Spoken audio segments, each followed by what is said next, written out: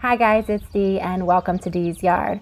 Today I want to share with you a quick early May garden tour to highlight what currently looks good and what's in bloom. Around my backyard deck, I went heavy on winter interests using shrubs with different textures and colors. The Pancake Arborvitae have a natural round shape and pair beautifully with my Japanese maple and lemon lime nandina. Just for reference, I garden in East Tennessee, Zone 7A.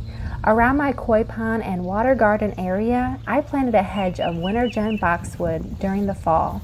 I grew them all from cuttings and they are doing very well.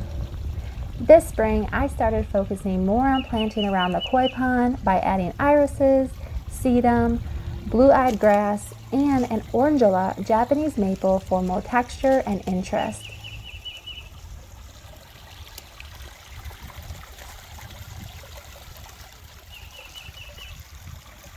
It's always an exciting time when my water lilies start to flower.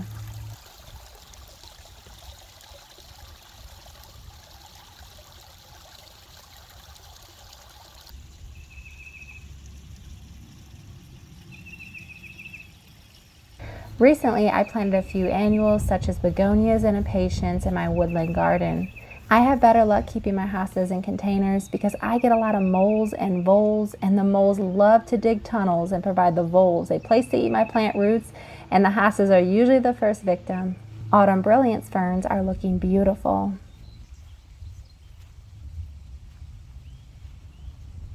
I'm always on the lookout for heucheras or other shade-loving plants such as this Everreal carex to add a pop of color to a shady area.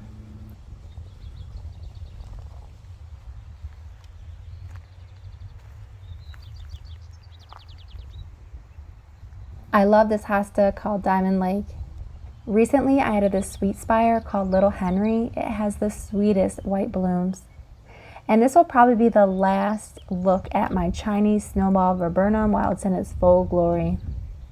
The blooms will soon fade, but I have enjoyed staring out my kitchen window at this beauty.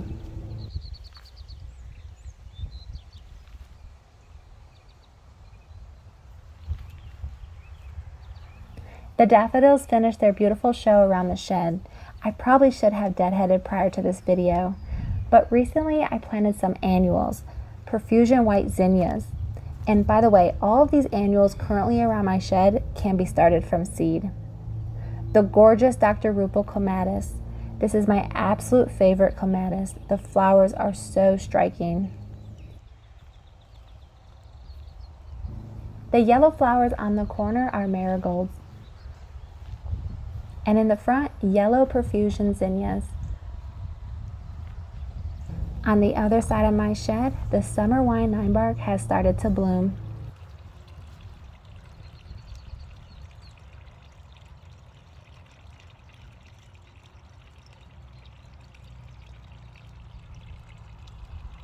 This is Encore Azalea Autumn Royalty in full bloom.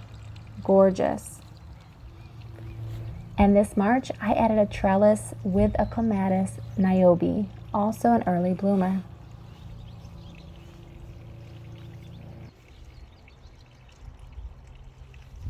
This is my new garden bed added last year, and we have a few bloomers.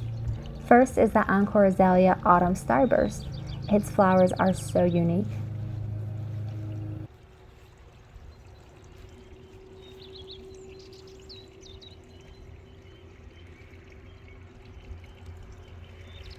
Anthony Water Spirea will be in bloom soon.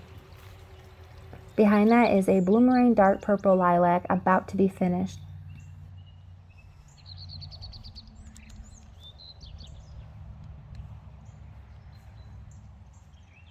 Then I have three stunning Catmint called Cat's Meow. So cute.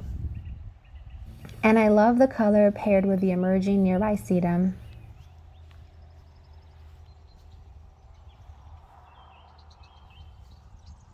I just recently picked up these Paint the Town Magenta Dianthus.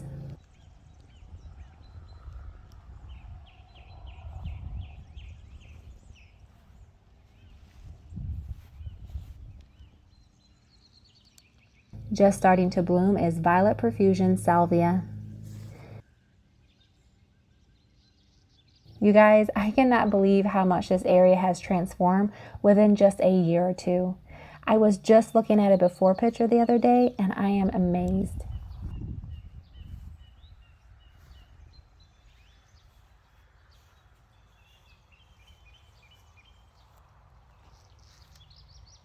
On the other side of my back gate, there's a kaleidoscope Abelia backed by 2 Wine and Roses Weigela that are in full bloom.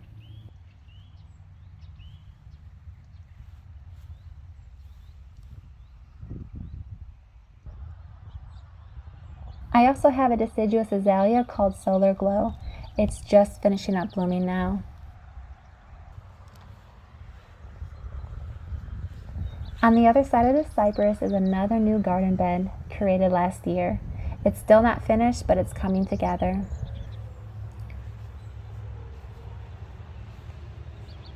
Just starting to bloom is Encore Azalea's debutante, super soft pink blooms. Then in the front of this bed are Fire Witch Dianthus. Last week I added in some purple illusion Veronicas.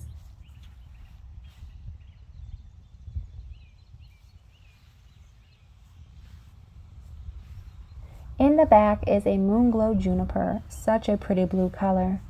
In the front of the juniper is a Baptisia called Sparkling Sapphires. The only other area I want to share is my little mailbox garden. The creeping phlox is finishing, but the nepeta called Cat's Pajamas is putting on a show right now, paired with some purple pink violas. Thank you all for watching, and I'll have another May garden tour coming up. See you soon.